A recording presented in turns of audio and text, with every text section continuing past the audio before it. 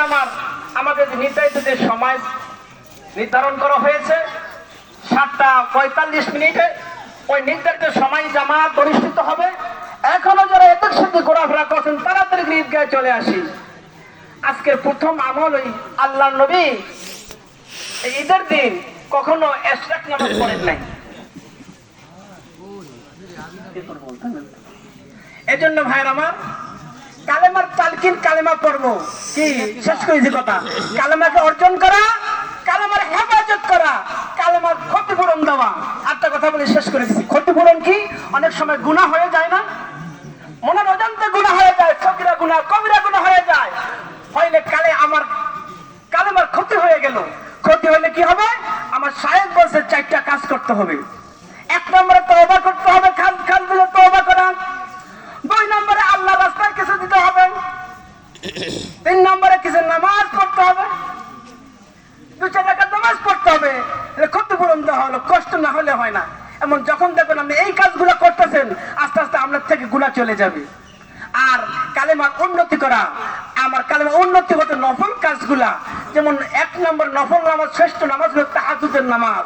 আমার তাহাজ্জুদ নামাজ পড়ার অভ্যাস করা, ঠিক না?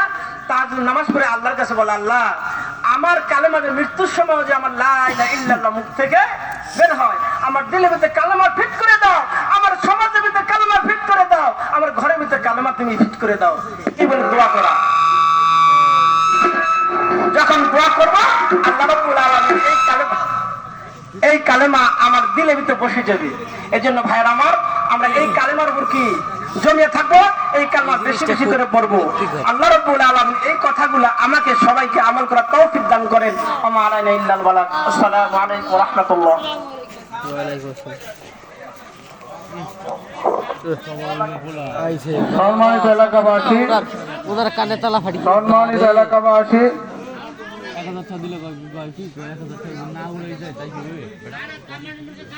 গরু মাংস খায় প্রায় 1.5 গামলা না খেলে প্রায় 2-2.5 দিন। এত রাগ করেন না, অনেক মাইক অরবার তো আছে, সমস্যা হলে কমাই দিবে। আমরা একটু শান্ত মেজাজে কথাবার্তা বলি। যাও, আমাদের ঈদের জামাত যথাসময় অনুষ্ঠিত হইবে। ধর্মপ্রাণ মুসলমান ভাইয়েরা, আমরা তাড়াতাড়ি মাঠে চলে আসি। আজকে হলো খুশির দিন, আলহামদুলিল্লাহ। ঈদুল ফিতর, মান আহাব্বা সুন্নতি ফাকাদ আহাব্বানি ওয়া মান আহাব্বানি কানা মাই ফিল জান্নাহ। যারা আল্লাহর হাবিবকে মহব্বত করলো, তারা আল্লাহর হাবিবের সুন্নতের আমল করলো। আর যারা আল্লাহকে মহব্বত করলো, তারা আল্লাহর হুকুম পালন করলো। আল্লাহর হুকুম পালন করা কি ফরজ। এই যে আমরা 7টা মাস রোজা রাখছি, কার হুকুম পালন করছি? আল্লাহর হুকুম। আর বাদ বাকি যে ইবাদত গুলি করছি, তোমরা দিনে রোজা রাখো, রাত্রে তারাবি পড়ো। তারাবি পড়তে বলছে। যাও, আজকে যারা আল্লাহর হুকুম পালন করছেন, তারা ঈদের নামাজ, ঈদুল ফিতরের নামাজ আদায় করার পরে সাথে সাথে আল্লাহ রাব্বুল আলামিন আমাদেরকে পুরস্কৃত করবেন। তাই সেই পুরস্কারটা দিয়ে দিতে হবে না? তা আমরা জলদি করে মাঠে চলে আসি। আর মাত্র 15 মিনিট সময় বাকি আছে।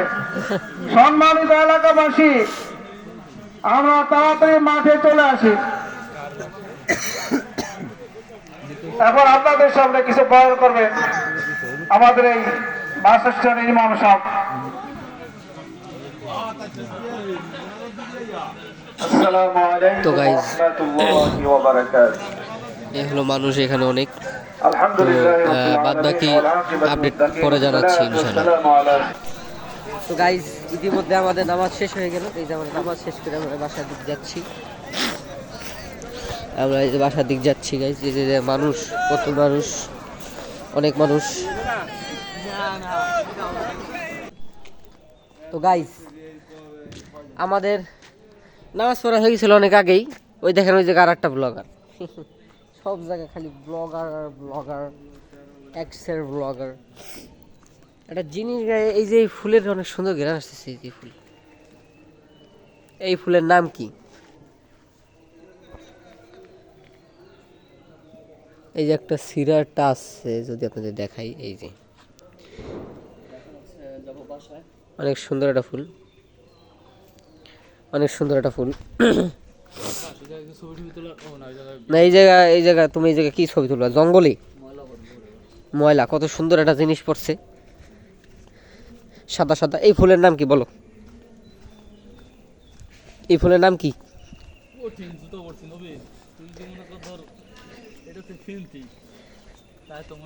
না আসলে দোকানে বসে পড়ে দেখছিলাম একবার। ভাল লাগে না কিন্তু জুতাটা পরে গেছে কি শান্তি।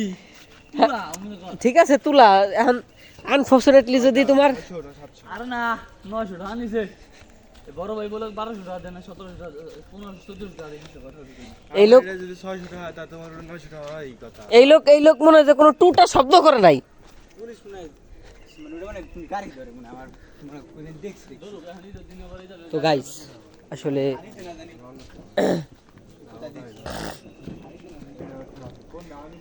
এই ভিডিওটা এই পর্যন্তই। দেখা হবে নেক্সট কোনো ব্লগে। সবাই ভালো থাকবেন, সুস্থ থাকবেন। আল্লাহ হাফেজ।